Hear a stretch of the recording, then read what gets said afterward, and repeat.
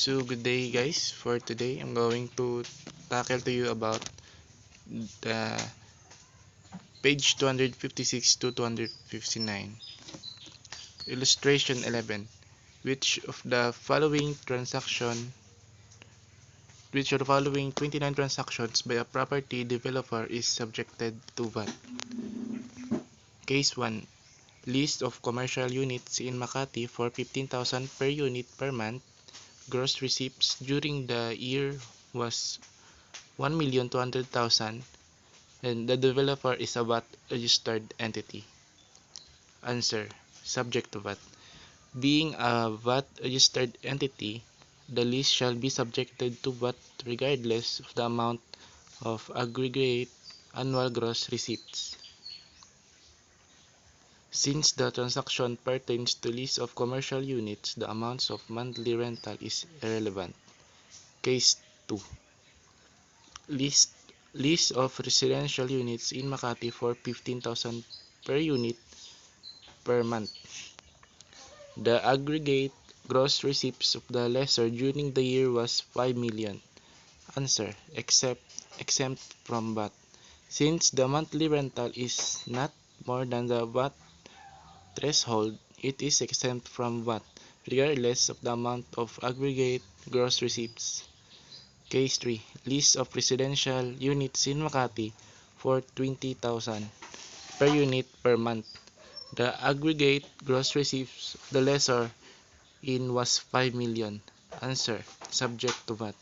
Since both the monthly rental and the aggregate annual gross receipts exceeds applicable threshold, the list is subject to VAT. Case 4.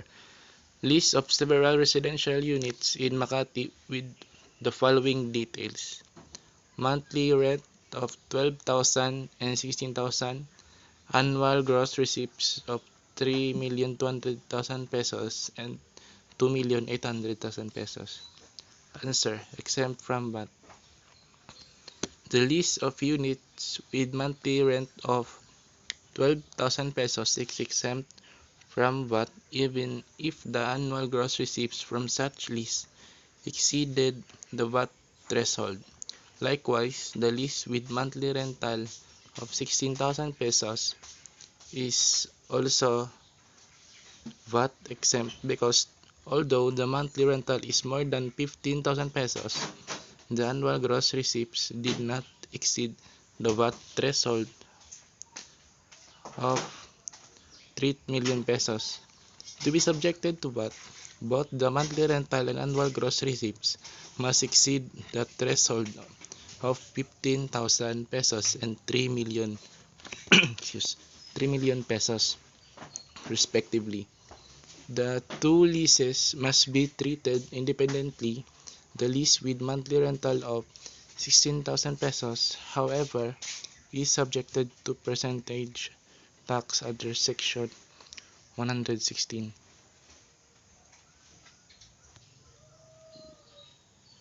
Case number 5. List of residential units in Makati with the following details. Monthly rent of 12,000 pesos and 16,000 pesos.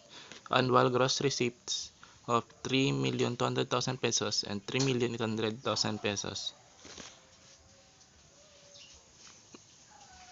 As discussed in case number 4, the lease with monthly rent of 12,000 pesos is exempt from VAT.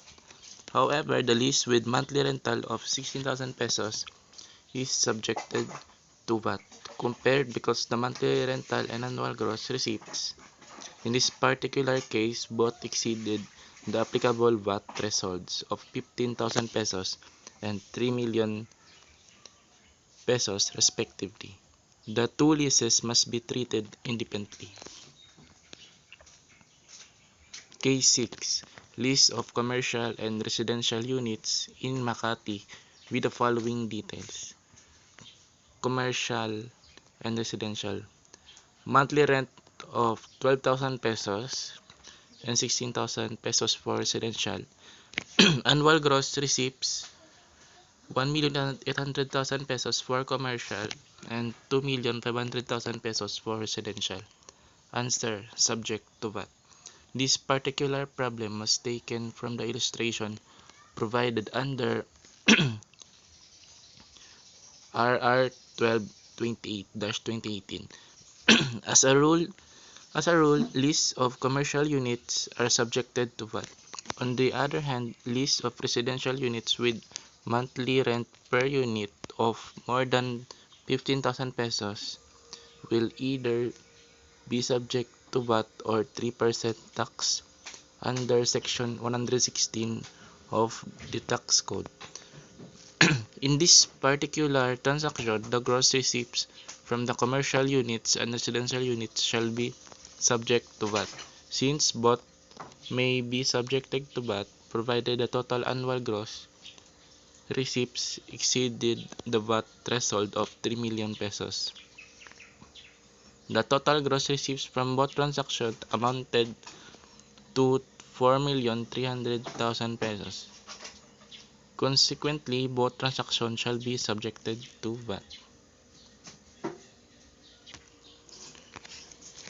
In R, sale, importation, printing, or publication of books, and any newspaper, magazine, review, or bulletin which appears at regular intervals with fixed price for subscription and sale, and which is not devoted principally to the publication of paid advertisements.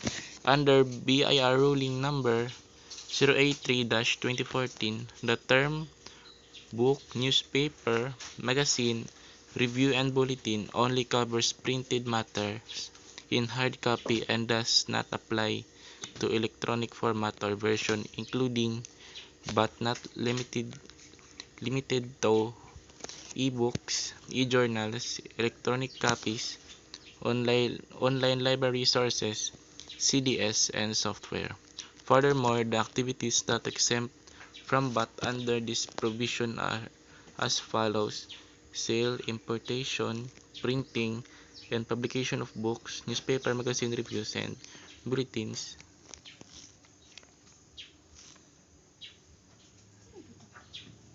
Thus, a corporation's other transactions such as the printing of brochures, bookbinding, engraving, stereotyping, electrotyping, lithographing of various reference books, trade books, journals, and other literary works are subject to VAT.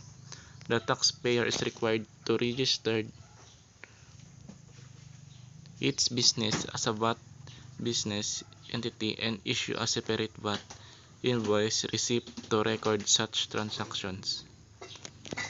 Transport of passengers by internal carriers doing business in the Philippines. The same shall not be subject to the other percentage taxes as amended under RA 10378 and refer to Chapter 9. Transport of cargo by international carriers doing business in the Philippines. As the same is subject to 3% common carriers tax, other percentage taxes as amended under RA 10378 and RR 15-2015 refer also to Chapter 9 or other percentage taxes. T. Sale, importation, or lease of passenger or cargo vessels and aircraft, including engine, equipment, and spare parts thereof for domestic or international transport operations, provided that the exemption from VAT on the importation and local purchase of passenger and or cargo vessels shall be subjected to the requirements on restriction on vessel importation and mandatory vessel retirement program of Marina, RR 15-2015 and RR 13-2018. Importation of fuel, goods, and supplies by persons engaged in international shipping or air transport operations, provided that the fuel, goods, and supplies shall be used for international shipping or air transport operations. Thus, said fuel, goods, and supplies shall be used exclusively or shall pertain to the transport of goods and or passenger from a port in the Philippines directly to a foreign port or vice versa without docking or stopping at any other port in the Philippines is for the purpose of unloading passengers and or cargoes that originated from abroad, or to load passengers and or cargoes bound for abroad, provided further that if any portion of such fuel, goods, or supplies is used for purposes other than the mentioned in this paragraph, such portion of fuel, goods, or supplies shall be subjected to 12% VAT. V. Services of banks. Non-banks financial intermediaries performing quasi-banking functions and other non-banking financial intermediaries such as money changers and pawn shops subjected to percentage tax under section 121 and 122 respectively of the tax code. W. Sale or lease of goods and services to senior citizens and persons with disabilities as provided under RA number 9994, Expanded Senior Citizens Act of 2010, and RA number 10754, an act expanding the benefits and privileges of persons with disability or PWD respectively. X. Transfer of property pursuant to Section 40C2 of the Tax Code as amended upon effectively of RA 10963 train law only. New provision. Association use. Membership fees and other assessment and charges collected on a purely reimbursement basis by homeowners. Association and condominium corporations established under RA number 9904, Magna Carta for Homeowners and Homeowners Association, and RA number 4726, Condominium Act, respectively. This provision shall take effect only beginning January 1, 2018, or upon the effectivity of RA 10963 train law new provision. Z. Sale of good to Bangko Sentral ng Pilipinas. This provision shall take effect only beginning January 1, 2018, or upon the effectivity of RA 10963 train law subjected to 0% VAT prior to 2018. A. Sales of drugs and medicines prescribed for diabetes, high cholesterol, and hypertension beginning January 1, 2019. New provision under train law under RR 13-2018. This provision was amended under RR 18-2020 dated June 26, 2020 as follows. Sale or importation of prescription drugs and medicines for diabetes, high cholesterol, and hypertension beginning January 1, 2020, and cancer, mental illness, tuberculosis, and kidney diseases beginning January 1, 2023. The exemption from VAT under this subsection shall only apply to the sale or importation by the manufacturers, distributors, wholesalers, and retailer of drugs and medicines included in the list of approved drugs and medicines issued by the Department of Health for this purpose.